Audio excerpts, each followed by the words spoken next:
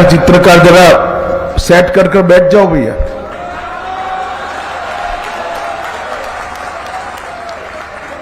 आज के इस अति पवित्र कार्यक्रम में हम सबको आशीर्वाद देने के लिए उपस्थित पूज्य मुनि श्री समता सागर जी महाराज के नेतृत्व में बैठे हुए सभी मुनिगण, साध्वी जी महाराज, सभी संतों के चरणों में प्रणाम कर मेरी बात की मैं शुरुआत करता हूं। आज एक महापुरुष के, एक ईश्वर तुल्य व्यक्ति के जीवन कार्य को कार्यांजलि देने का एक कार्यक्रम है। उसमें मेरे साथ मंच पर उपस्थित छत्तीसगढ़ शासन के सम्माननीय मुख्यमंत्री श्रीमान विष्णुदेव साय जी, छत्तीसगढ़ के उप मुख्यमंत्री और गृह मंत्री भाई विजय शर्मा जी, छत्तीसगढ़ शासन के वित्त मंत्री श्री ओपी चौधरी जी, यहां के सांसद श्रीमान संतोष पांडे जी, संसद भवन में मेरे साथी भारतीय जनता पार्टी के राज्यसभा के सदस्य श्रीमान नवीन जैन जी, मंच पर उपस्थित सभी सम्माननीय गणमान्य प्रतिभाओं, और आज मेरी तरह विद्यासागर जी महाराज को कार्यांजलि देने के लिए आए हुए सभी भक्तों को मेरा प्रणाम, नमस्कार। आज मेरे लिए, भाई बैठ जाओ, आप सुन नहीं रहे हो, बैठ जाओ यार, मैं जिद्दी टाइप का आदमी हूं, बाद में ही बोलूंगा, सेट कर बैठ जाओ भाई, प्लीज बैठ जाइए, मेरा आपसे विनम्र निवेदन है, बैठ जाइए।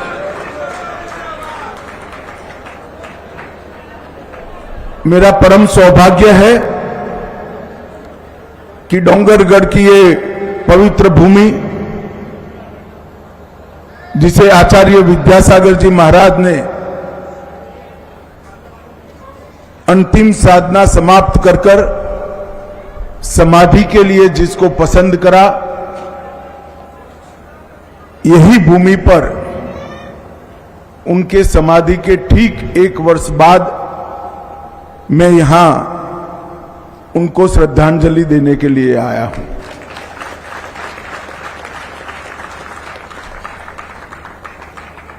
मैं मन से मानता हूं कि आचार्य जी केवल एक संत नहीं थे, जैनाचार्य नहीं थे, वो एक प्रकार से एक युग पुरुष थे, जिन्होंने एक नए विचार का, नए युग का प्रवर्तन किया। ऐसा उनका जीवन कार्य रहा। आज पीछे मुड़कर देखते हैं तो कर्नाटक में जन्मे एक बालक की तप साधना से भारत, भारतीय संस्कृति, भारतीय भाषाएं और भारत की पहचान, इसके वो अपने कर्म से ज्योतिर्धर बने, और शायद ही ये सम्मान किसी धार्मिक संत को मिला होगा जिन्होंने धर्म के साथ साथ देश की पहचान को विश्व भर में व्याख्यायित करने का काम। मुझे मेरे जीवन में कई बार, 5 बार मैं आचार्य जी के चरणों में बैठा हूं। हर बार उनका आग्रह रहता था कि हमारी भाषाएं, इसका संरक्षण और संवर्धन होना चाहिए, हमारी संस्कृति अक्षुण्ण रहनी चाहिए, भारत का गौरव, भारतीयता का गौरव विश्व भर में दिगंत तक फैलना चाहिए। और भारत की पहचान इंडिया नहीं, अपने नाम से भारत से होना चाहिए। और भाइयों बहनों, पूरा विश्व अचंभे में पड़ गया जब G20 की मेजबानी भारत कर रहा था और G20 का जो निमंत्रण विश्व भर के राष्ट्राध्यक्षों को गया, वहां प्राइम मिनिस्टर ऑफ इंडिया की जगह प्राइम मिनिस्टर ऑफ भारत लिखकर निमंत्रण।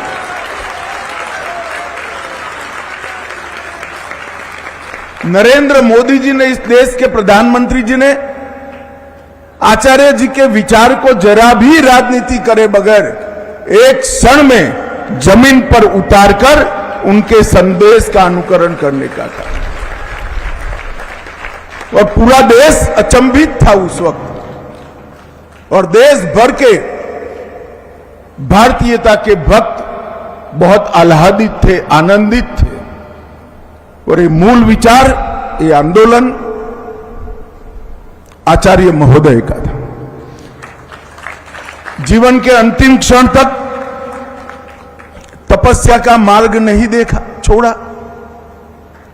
अंत समय में जिन्होंने उनके दर्शन का सौभाग्य प्राप्त किया, वो सभी को मालूम पड़ गया था कि जीवन को पंच तत्व के साथ एकाकार करने का इससे बड़ा कोई रास्ता नहीं हो सकता। शरीर तो क्रूसकाय होता गया, आत्मा का प्रकाश इतना ही दिव्य होता गया। और जीवन के अंत तक इन्होंने अपनी इच्छा शक्ति से न केवल जिन शासन के अनुयायी जैनेतरों को भी अपनी आध्यात्मिक ऊर्जा से मोक्ष का मार्ग बताने का काम किया। धर्म, राष्ट्र और समाज, ये तीनों के लिए जीवन का हर क्षण समर्पित होना चाहिए। ऐसा बोलने वाले तो बहुत लोग संसार में मिलते हैं, मगर पूरा जीवन इस तरह से जीने वाले लोग कभी कभार ही देखते हैं। और ये आचार्य महोदय अहिंसा परमो धर्म का सिद्धांत किसी की भी आलोचना करे बगैर समग्र विश्व में आज के समयानुकूल व्याख्या कर प्रस्तापित करने का काम आचार्य विद्यासागर जी महाराज ने। जैन धर्म के सारे सिद्धांत जरा भी छेड़खानी करे बगैर पूरा जीवन न केवल उनका, उनके शिष्यों का भी उसी रास्ते पर चले, इसका उन्होंने आग्रह रखा। और आज मोदी जी के नेतृत्व में भारत भी वसुधैव कुटुंबकम और अहिंसा परमो धर्म के सिद्धांतों की पोटली बांधकर पूरे विश्व के अंदर इसका प्रचार कर रहा है। आज मेरे लिए बड़ा सौभाग्य का विषय है, नवीन जैन जी के नेतृत्व में डोंगरगढ़ के सारे कार्यक्रम के आयोजक मुझे मिलने के लिए आए थे कि आचार्य महोदय की समाधि की पहली वर्षगांठ पर 100 रुपये का सिक्का उनके स्मारक में रिजर्व बैंक ऑफ इंडिया जारी करें और 5 रुपये का एक कवल लिफाफा आचार्य जी के जीवन कवन को वर्णित करने वाला भी उसको जारी करें। मैंने जैसे ही ये दरखास्त मोदी जी के सामने रखी, उन्होंने एक क्षण में कहा कि आप आगे बढ़िए और अनुमोदन। मैं आज पूरे भारतवर्ष की ओर से नरेंद्र मोदी जी का धन्यवाद करना चाहता हूं, क्योंकि आचार्य जी के कार्य को कार्यांजलि ये आचार्य जी को कार्यांजलि नहीं है, ना इसकी कोई जरूरत है। मगर विद्यासागर जी महाराज के कार्य को कार्यांजलि, ये हमारी संत परंपरा का सम्मान है और इसकी बहुत जरूरत है। आज मैं यहां आया, एक भव्य समाधि स्थान का भूमि पूजन भी हुआ। मुझे विश्वास है ये स्थान युगों युगों तक आचार्य विद्यासागर के सिद्धांत, संदेश और उनके उपदेश का प्रचार का स्थान बनकर रहेगा। उनके चित्रों का भी अनावरण किया गया और बहुत उचित तरीके से उनके स्मारक का नाम विद्यायतन रखा है। पूरा जीवन जिस संत शिरोमणि ने, जिन आचार्य ने विद्या की उपासना में, परम तत्व की खोज की उपासना में खर्च किया, उनका समाधि का और कोई नाम नहीं हो सकता। मैं सभी आयोजकों को बहुत बहुत हृदय से साधुवाद देना चाहता हूं। आदिवासी क्षेत्र में कारोपनी जिला डिंडोरी मध्य प्रदेश में निशुल्क कन्या विद्यालय का, जिसमें कौशल और रोजगार दोनों सम्मिलित होंगे, और मातृभाषा में चलने वाले विद्यालय का आज शिलान्यास किया गया है और इनके 108 पद चिन्हों का भी यहां पर विमोचन किया है, जो देश भर में अलग अलग जगह पर एक त्याग का जीवन, संयम का जीवन, तपस्या का जीवन कैसा हो सकता है, इसका संदेश सभी लोगों को देंगे।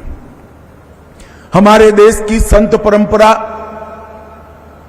बहुत समृद्ध है और भारतवर्ष को जब जिस भूमिका की जरूरत पड़ी, संत परंपरा ने इस भूमिका का निर्वहन किया है। संतों ने ज्ञान का सृजन भी किया, देश को एकता के सूत्र में भी बांधा। जब गुलामी का कालखंड था, संतों ने भक्ति की आहले के माध्यम से राष्ट्र चेतना का लौ जलाए रखा।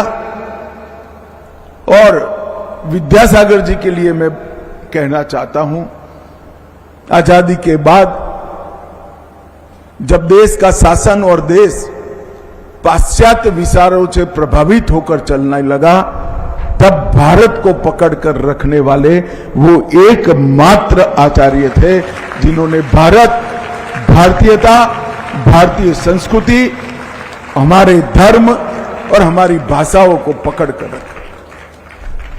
और इस समय की जरूरियत, उन्होंने ये बाती को अपने मजबूत हाथों से संबल न दिया होता तो भारतीयता की ओर ये प्रयाण जो 2014 से फिर से शुरू हुआ है, शायद वो हुआ न होता।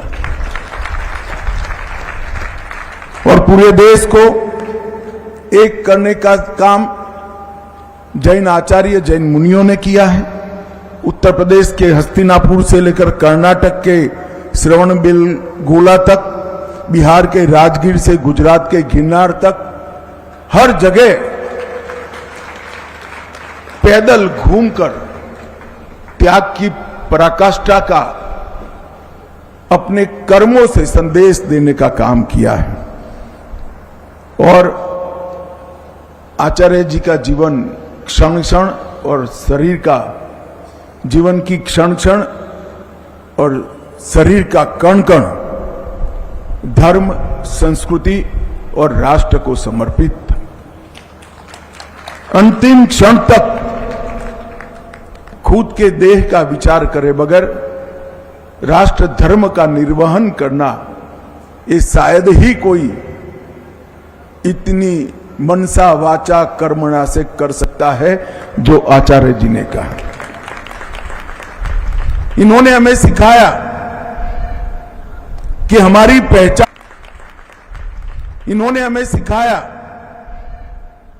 कि हमारी पहचान हमारी संस्कृति में निहित। अगर हमारी संस्कृति ही हम गवा देते तो विश्व के सामने हमारी कोई पहचान नहीं रह जाती। और जिन शासन का संदेश संप्रदायवाद, भाषावाद, जातिवाद, ये सबसे ऊपर उठकर समभाव से सबके प्रति समान दृष्टिकोण और एक वीतरागी जीवन वो जीने वाले महान संत को मैं हृदयपूर्वक आज प्रणाम करने के लिए यहां आया हूं।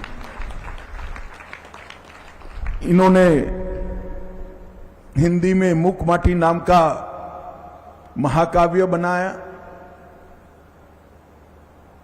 उन्होंने तो कागज पर लिखा, जैन श्रेष्ठियों ने इसको चांदी पर लिखकर लंबे समय तक लोगों को संदेश देने का काम किया।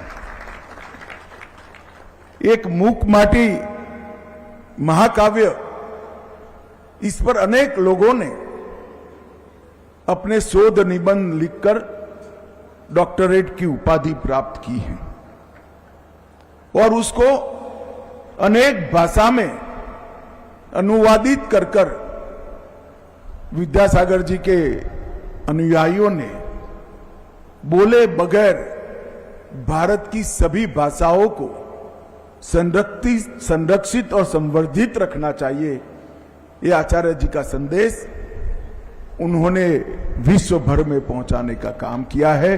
वो सभी को मैं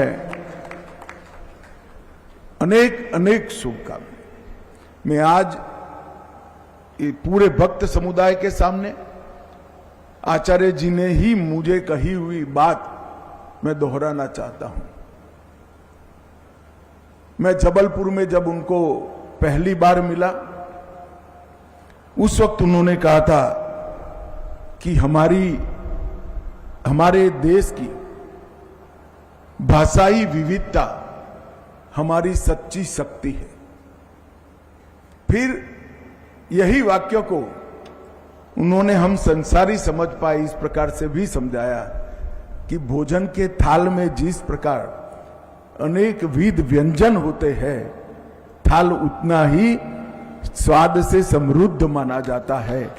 जिस देश के पास अनेक भाषाएं हो, अनेक लिपियां हो, अनेक बोलियां हो, अलग अलग प्रकार के व्याकरण हो और अलग अलग प्रकार की गाथाएं हो, वो देश उतना ही सांस्कृतिक रूप से समृद्ध माना जाता है। और मैं आज यहां आते वक्त हेलीकॉप्टर में वो दृश्य देख रहा था जब वो बोल रहे थे। सामने कौन बैठा है उनको मालूम नहीं था, मगर वो शब्दों का जो प्रभाव था 23 साल के बाद भी मुझे जस का तस याद है, इतना प्रभाव वो शब्दों में। आचार्य जी की मुकमाटी महाकाव्य में धर्म, दर्शन, नीति, अध्यात्म, ये सभी को बहुत गहराई के साथ समझाया है। भेदभाव की दीवार को गिराकर राष्ट्र प्रेम जागरूक करने के लिए भी ढेर सारा इसके अंदर संदेश उन्होंने छोड़ा है। और शरीर की क्षणभंगुरता को समझाने के लिए मिट्टी के बर्तन, जिसमें पृथ्वी, जल, हवा, अग्नि और आकाश पांचों की उपस्थिति होती है, इसका उदाहरण लेकर शरीर की क्षणभंगुरता को भी उन्होंने बहुत अच्छे तरीके से वर्णित किया है। मित्रों, स्वदेशी की भावना के लिए भी किसी का भी विरोध करे बगैर हमारे देश के गृह उद्योग, कुटीर उद्योग और हमारे देश की रोजगारी की चिंता किस प्रकार से हो, इसके बारे में आचार्य जी ने कई लोगों को प्रेरित किया। गोधन हो, चरखा हो, हथकरघा हो या स्थानीय रोजगार हो, ये सभी को वो हमेशा प्रचारित करते रहे।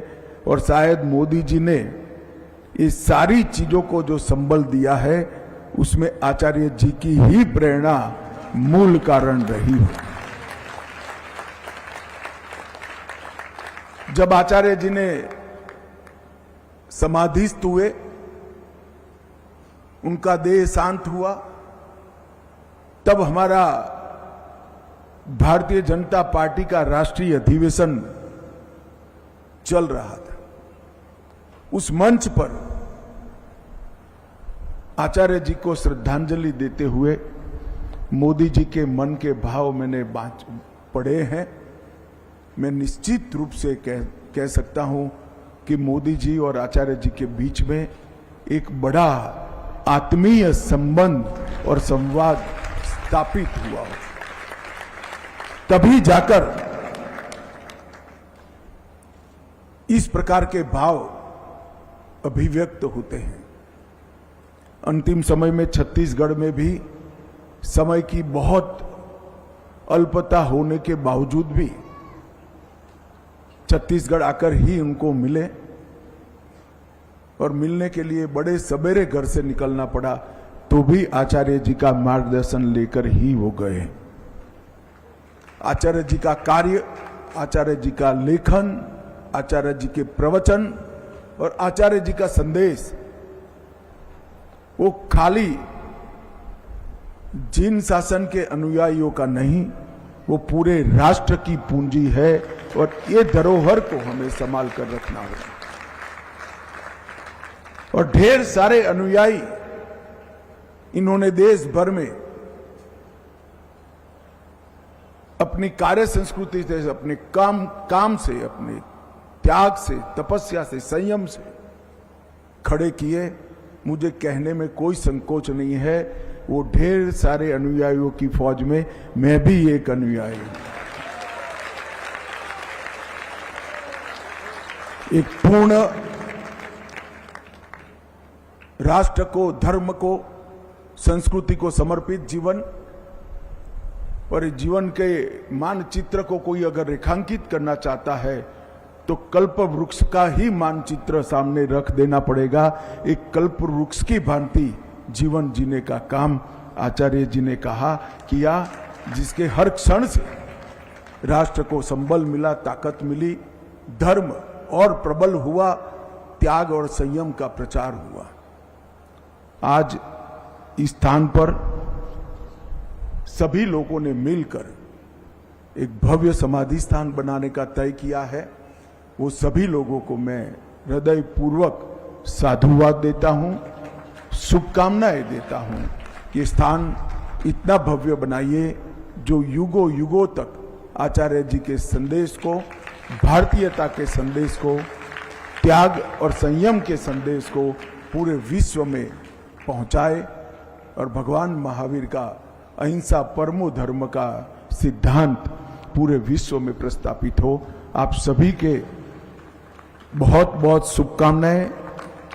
सभी मुनिगण और साध्वी जी महाराज के चरणों में फिर से एक बार नमन कर मेरी वाणी को विराम करता हूं। बोलिए जिन शासन देव की।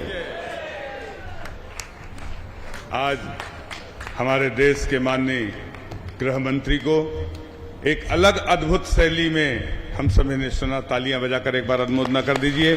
संघ तीर्थ के मोक्ष मार्ग की जिसके हाथ कमान, संघ तीर्थ के मोक्ष मार्ग की जिसके हाथ कमान, और विद्यासागर इस धरती पर हम भक्तों के भगवान विद्यासागर।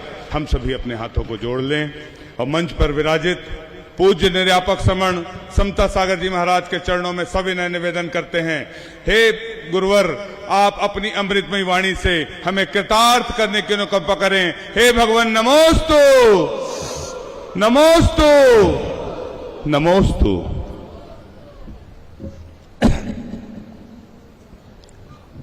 ओम नमः सिद्धेभ्यः।